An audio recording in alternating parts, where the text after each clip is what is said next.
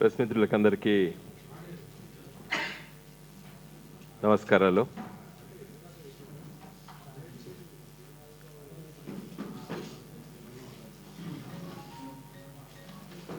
కేంద్ర మంత్రి గడ్కరీ గారు నిన్న ఆంధ్రప్రదేశ్ రాష్ట్రంలో జాతీయ రహదారులు చాలా ప్రకటించారు. తర్వాత శంకుస్థాపన కూడా చేయడం జరిగింది. నిన్న మనం చూసాము, అన్ని దినపత్రికల్లో ఫుల్ పేజ్ అడ్వర్టైజ్మెంట్ ఇస్తూ దాదాపు 20-30 రహదారుల్ని జాతీయ రహదారుల డిక్లేర్ చేశాము, వాటికి శంకుస్థాపన చేస్తున్నాము, కొత్తగా ప్రకటించమని చెప్పడం జరిగింది. అయితే తెలంగాణ రాష్ట్రం ఏర్పడే ముందు ఆంధ్రప్రదేశ్ రీఆర్గనైజేషన్ యాక్ట్ 2014లో 13th షెడ్యూల్లో చాలా స్పష్టంగా చెప్పడం జరిగింది. తెలంగాణ ప్రాంతము అవిభక్త ఆంధ్రప్రదేశ్ రాష్ట్రంలో ఉన్నప్పుడు తెలంగాణలో సగటు కిలోమీటర్సు అంటే విస్తీర్ణ బట్టి జాతీయ రహదారులు చాలా తక్కువగా ఉన్నాయి తెలంగాణ ప్రాంతంలో. ఆంధ్రప్రదేశ్ రాష్ట్రంలో చాలా నిర్లక్ష్యానికి గురైందని చెప్పి ఒక అభిప్రాయంతో విభజన చట్టంలో చాలా స్పష్టంగా ఏం చెప్పారంటే, తెలంగాణ రాష్ట్రం ఏర్పడ్డ తర్వాత తెలంగాణ రాష్ట్రంలో జాతీయ రహదారులపై శ్రద్ధ పెట్టాలి, జాతీయ రహదారులు మరి పెంచాలి, కిలోమీటర్స్లో చాలా తక్కువ ఉన్నాయని చెప్పి 2700 కిలోమీటర్స్ మాత్రమే ఉంది. సగటు భారతదేశంలో మరి 118,000 చదరపు కిలోమీటర్లు విస్తీర్ణంలో ఉన్నటువంటి ఈ రాష్ట్రం మరి ఎంతైతే ఉండాలో అంత జాతీయ రహదారులు లేవు. కాబట్టి కేంద్ర ప్రభుత్వం దీనిపై దృష్టి పెట్టాలని చెప్పి చట్టంలో చాలా స్పష్టంగా ఉంది. దాని దృష్టిలో పెట్టుకొని 2014 నుండి గౌరవ ముఖ్యమంత్రి కేసీఆర్ గారు పలు సందర్భాల్లో ఢిల్లీకి వచ్చిన సందర్భంలో మా ఎంపీలందరినీ తీసుకెళ్ళి ప్రధానమంత్రి గారి దగ్గర, తర్వాత నితిన్ గడ్కరీ గారు ఏదైతే roads and transport ministry ministry of road and transport ఏదైతుందో మరి వారి దగ్గర చాలా సందర్భాల్లో 2014, 15, 16, 17లో చాలా సందర్భాల్లో కలిసి మా విన్నపాలు విన్న తర్వాత కొత్తగా 3,155 కిలోమీటర్లు ఒక 25 రాష్ట్ర రహదారులు ఏవైతున్నాయో స్టేట్ హైవేస్ అంటారు, వాటిని కన్వర్ట్ చేస్తూ ఇన్ ప్రిన్సిపల్గా యాక్సెప్ట్ చేయడం జరిగింది. ఇవన్నీ కూడా పత్రికలకు చెప్పాము, మీడియాకి చెప్పాము.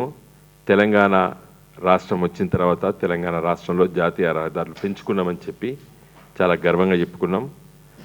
మేము ఎంపీలం అందరం కూడా మా నియోజకవర్గాలు మా జిల్లాల్లోపట ఏవైతే ప్రాముఖ్యత ఉన్నటువంటి రోడ్లన్నింటిని కూడా వీటిలో పెట్టడం జరిగింది. దీంట్లో ఇప్పటివరకు 1,385 కిలోమీటర్లని జాతీయ రహదారులుగా డిక్లేర్ చేయడం జరిగింది. చాలా సంతోషించాం. కానీ ఇంకా మరి దాదాపు ఒక 2,000 కిలోమీటర్లు 1,800-1,900 కిలోమీటర్లు ఇన్ ప్రిన్సిపల్గా యాక్సెప్ట్ చేశారు, కానీ అఫీషియల్ గెజెట్ ఇప్పటివరకు ఇవ్వలేదు. దీనిపైన మరి కేంద్ర ప్రభుత్వము మరి దాని కింద ఉన్నటువంటి ఈ ministry of road and transport సూచనల మేరకు రాష్ట్ర ప్రభుత్వము డబ్బు వెచ్చించి డీటెయిల్ ప్రాజెక్ట్ రిపోర్ట్స్ని కూడా తయారు చేయడం జరిగింది. అవన్నీ కూడా సబ్మిట్ చేశాం. నేను మీకు లిఖితపూర్వకంగా అన్నీ కూడా మీకు అందరికీ ఇస్తున్నాను, మీరు చూసుకోవచ్చు ఆ డీటెయిల్స్ అన్నీ కూడా. అయితే ఈ రోడ్స్ అన్నిటిని కూడా డిపిఆర్లు తయారు చేసి మరి రాష్ట్ర ప్రభుత్వానికి సంబంధించినటువంటి R&B అఫీషియల్స్ చాలా సందర్భాల్లోపట ఢిల్లీకి వచ్చి వాటిని ప్రజెంటేషన్ కూడా ఇవ్వడం జరిగింది. సెక్రటరీ మూర్తి దగ్గర, డైరెక్టర్ డీజీ అంటారు, డైరెక్టర్ జనరల్ దగ్గర, సంబంధిత అధికారుల దగ్గర వాటన్నిటి కూడా ఇవ్వడం జరిగింది. ఈ మధ్యకాలంలో కేసీఆర్ గారు హైదరాబాదు ఒక మహానగరంగా అభివృద్ధి చెందుతున్నది. ఇప్పుడున్నటువంటి ఔటర్ రింగ్ రోడ్ ఏదైతే ఉందో, నెహ్రూ ఔటర్ రింగ్ రోడ్డు, అది దాదాపు సిటీలో కలిసిపోయింది. ఇంకొక ఫ్యూచర్ 20 సంవత్సరాలు దృష్టిలో పెట్టుకొని రీజనల్ రింగ్ రోడ్ ఆర్ఆర్ఆర్, ఈ మధ్యకాలంలో ఇప్పుడు మేము ఢిల్లీలో మాట్లాడినప్పుడు పత్రికా విలేకరులతో ఆ డీటెయిల్స్ అని కూడా చెప్పడం జరిగింది. దాదాపు హైదరాబాద్ నగరానికి ఒక 50 కిలోమీటర్ల దూరం ఉన్నటువంటి పట్టణాలని, లేకపోతే చిన్న చిన్న మున్సిపాలిటీస్ని అన్నిటిని కలుపుతూ ఒక రీజనల్ రింగ్ రోడ్ని కూడా ప్రతిపాదన చేయడం జరిగింది. దాంట్లో ఇన్ ప్రిన్సిపల్ కూడా యాక్సెప్ట్ చేసింది కేంద్ర ప్రభుత్వం. ఇవన్నీ కూడా మరి కేంద్ర ప్రభుత్వానికి ఇచ్చిన సందర్భంలో మరి డబ్బులో ఇబ్బంది ఉన్నది. కొంత మీరు 50% ల్యాండ్ ఎక్విజిషన్ మీరు భరిస్తే మేము ముందుకెళ్తామని చెప్పి కేంద్ర ప్రభుత్వము మాతో చెప్పడం జరిగింది, మా ఎంపీలందరికీ. నితిన్ గడ్కరీ గారు ముఖ్యమంత్రి గారి దృష్టికి తీసుకొస్తే అదేందే మనం ఒప్పుకుందాంలే, మనకి ఎంత ఇబ్బంది అయినా కూడా ఒప్పుకుందాం, మనకు మన పట్టణాలు మన గ్రామాలు కనెక్టివిటీ పెరగాలి, తెలంగాణ ఇప్పటివరకు అన్యాయం జరిగింది, ఒప్పుకుందామని చెప్పి ముఖ్యమంత్రి గారు లిఖితపూర్వకంగా కూడా లేఖ రాసినాం కేంద్ర ప్రభుత్వానికి. ముఖ్యమంత్రి గారు స్వయంగా రాశారు నితిన్ గడ్కరీ గారికి, మీరు 50% ల్యాండ్ అక్విజిషన్ కూడా మేము యాక్సెప్ట్ చేస్తామని చెప్పి కూడా రాశారు. తర్వాత కొంత ట్రాఫిక్ ఎక్కువ ఉన్నటువంటి రోడ్లని నేషనల్ హైవేస్ అథారిటీ ఆఫ్ ఇండియాకి మరి బదలాయించారు ఎన్హెచ్, నేషనల్ హైవేస్ డిపార్ట్మెంట్ వాళ్ళు. దానికి కావాల్సినటువంటి మరి అప్రూవల్స్ కూడా చాలా ఒక 6 రోడ్స్ మేము డీటెయిల్స్ ఇచ్చాను దీంట్లో, అవన్నీ కూడా మరి ఇప్పటివరకు క్లియర్ చేయలేదు.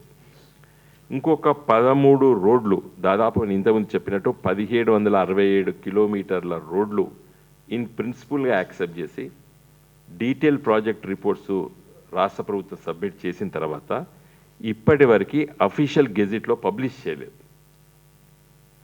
సో చట్ట ప్రకారంగా ఏమేమైతే చేయాలనో అవన్నీ కూడా ఈరోజు మేము చేసుకుంటూ పోతున్నాం. మరి నిన్న 17,000 కోట్ల రూపాయల రోడ్లు నిన్న ఆయన ఇనాగ్రేట్ చేసిండ్రు. దాదాపు 1,00,000 కోట్ల రూపాయల వరకు సంబంధించిన రోడ్లని ఇన్ ప్రిన్సిపల్గా కాదు, అఫీషియల్గా గెజెట్ పబ్లికేషన్ చేసి నిన్న ఇనాగ్రేట్ చేశారు. మరి ఆంధ్రప్రదేశ్లో పత్రికలో ఫుల్ పేజ్ అడ్వర్టైజ్మెంట్స్ ఇచ్చారు. వాటికంటే ముందుగా సబ్మిట్ చేసినటువంటి కొన్ని తెలంగాణ రాష్ట్రంలో ఉన్నాయి. సరే, మాతో పాటు సబ్మిట్ చేసిన వాటికి అనుమతి ఇచ్చారు వాళ్ళు. ఇవన్నీ కూడా మరి నితిన్ గడ్కరీ దగ్గరకి చాలా సందర్భాల్లో మా ఎంపీల డెలిగేషన్ మీకు కలుస్తూనే ఉన్నాం. నిజంగా కూడా చాలా సాధించినాం. ఆంధ్రప్రదేశ్ రాష్ట్ర విభజన చట్టంలో పొందపరిచినటువంటి అంశాన్ని తీసుకొని కేంద్ర ప్రభుత్వం దగ్గరికి వెళ్ళి మరి ఒక 3,155 కిలోమీటర్లు కొత్తగా జాతీయ రహదారులుగా డిక్లేర్ చేయించుకొని ఈరోజు ఏదే కుంటు సాకులు చెప్తే on one pretext or other postpone చేస్తున్నారు. ఈరోజు నేను మీ ద్వారా, పత్రికా మిత్రుల ద్వారా నేను చెప్పేది ఏంటంటే, ఇవాళ నితిన్ గడ్కరీ గారికి నేను లిఖితపూర్వకమైనటువంటి లేఖ రాశాను. ఆ పత్రాన్ని మీ అందరికి కూడా ఇస్తున్నాను. దీంట్లో నేను కోరింది ఏంటంటే, మేము అడిగిందల్లా మీరు ఏది అడిగితే దాని వెంటనే మరి సంబంధిత అధికారులతో తీసుకెళ్ళి, ఈరోజు కూడా నేషనల్ హైవేస్ మన స్టేట్ నుండి ఎస్సీ గారు మరి ఢిల్లీలో ఉన్నారు. అంటే 3 రోజులు అక్కడే ఉండమని చెప్పాము మేము వసంత గారిని. మరి గణపతి రెడ్డి గారు ప్రతి వారానికి వెళ్ళి వస్తున్నారు, మా సిఈ గారు. ముఖ్యమంత్రి గారు అసలు ప్రతి కాయిదాన్ని వేగవంతంగా మరి దాన్ని పంపుతూ, వారు ఎప్పుడు అడిగితే ఏ సమస్య ఏ ఆబ్జెక్షన్తో వస్తే అది ఇమ్మీడియట్గా మేము రీసబ్మిట్ చేస్తున్నాం. నేను ఈరోజు కోరేది ఏంటంటే నితిన్ గడ్కరీ గారు చంద్రబాబు నాయుడు ఏదో రాజకీయాలు చేస్తే చేయనియండి, దానికి స్పందిస్తే స్పందించండి, మాకేం అభ్యంతరం లేదు, ఆ రాష్ట్రం కూడా అభివృద్ధి చెందాలి. కానీ ఆంధ్రప్రదేశ్ రాష్ట్ర విభజన చట్టంలో తెలంగాణ ప్రాంతానికి ఉమ్మడి ఆంధ్రప్రదేశ్లో నష్టం జరిగింది. ఇక్కడ జాతీయ రహదారులను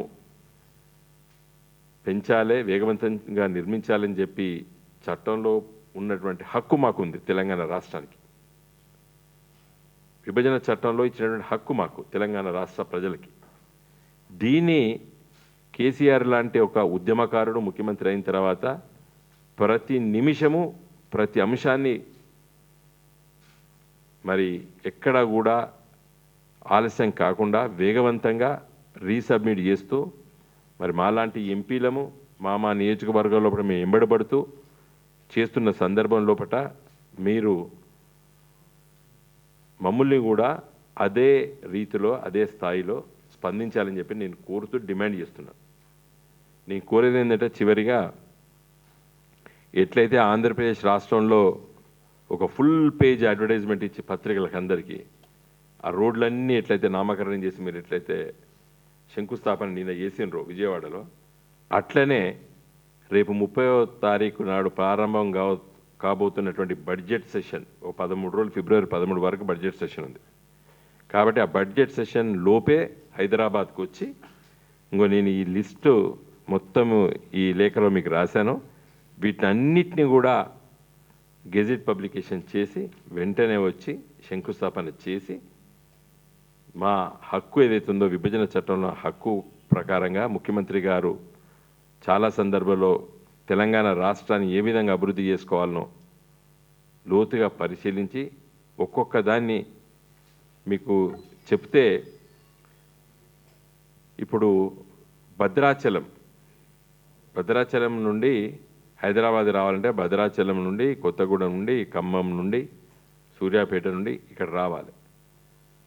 దానికంటే నేరుగా స్ట్రైట్గా ఒక 100 కిలోమీటర్ దాకా తగ్గుతూ ప్రయాణం పోవచ్చు.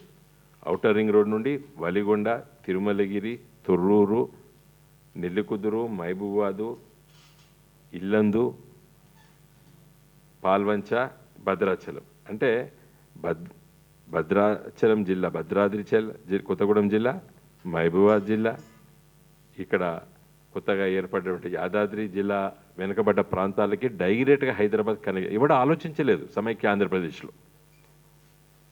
ఈ విధంగా కొత్తగా ఆలోచించినాం. ఇలా కరీంనగర్ నుండి పెద్ద ఎత్తున ట్రాఫిక్ ఉంటుంది, కామారెడ్డి వైపు సిరిసిల్ల మీదకి వెళ్ళి, వేములవాడ మీదకి వెళ్ళి, సిరిసిల్ల మీదకి వెళ్ళి పిట్లం వరకు అదొక బాగా ట్రాఫిక్ ఉన్న రోడ్డు, దాన్ని మార్చాలని ఆలోచన చేస్తాం. మరి వరంగల్ ఎల్కతుర్తి, కరీంనగర్ జిల్లాలో ఇదివరకు ఉండి ఇప్పుడు వరంగల్ జిల్లాలో ఉంది. ఎల్కతుర్తి నుండి హుస్నాబాదు, సిద్దిపేట, రామాయణపేట, మెదకు, ఆ విధంగా నాందేడ్ వరకు అదొక జాతీయ రహదారి. ఇక్కడ మీకు అన్ని డీటెయిల్స్ అన్నీ ఇవ్వడం జరిగింది. ఇవన్నీ కూడా అంటే కనెక్టివిటీ. ఇంకొకటి ఎవ్వరూ ఆలోచన చేయండి, సారాపాక భద్రాచలం దగ్గర ఉంటుంది, మంగపేట మించెలి ఏటునాగారం, కాళేశ్వరం, చెన్నూరు, కౌటాల, సిర్పూర్, అంటే ఆల్ ఎలాంగ్ ప్రాణహిత గోదావరి, అంటే అడవి ప్రాంతం నుండి ఒక బ్రహ్మాండమైన రోడ్డు. తెలంగాణ తూర్పు దిక్కున్నటువంటి బార్డర్ ఎంబడి ఒక జాతీయ రహదారి. తర్వాత మిర్యాలగూడ నుండి ఒక రోడ్డు, భద్రాచలం నుండి జంగారెడ్డి అదొక రోడ్డు, జహీరాబాదు, బీదరు, చాలా మీకు డీటెయిల్స్ అన్నీ ఇవ్వడం జరిగింది దీంట్లో.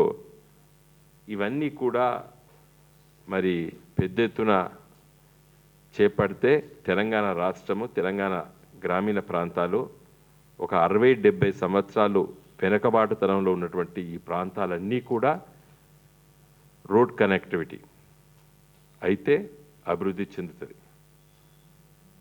ఓసారి అమెరికన్ ప్రెసిడెంట్ ఒక మాట అన్నాడు, America roads are good not because America is rich, America is rich because American roads are good. Jefferson statement ఇచ్చాడు అమెరికన్ ప్రెసిడెంట్.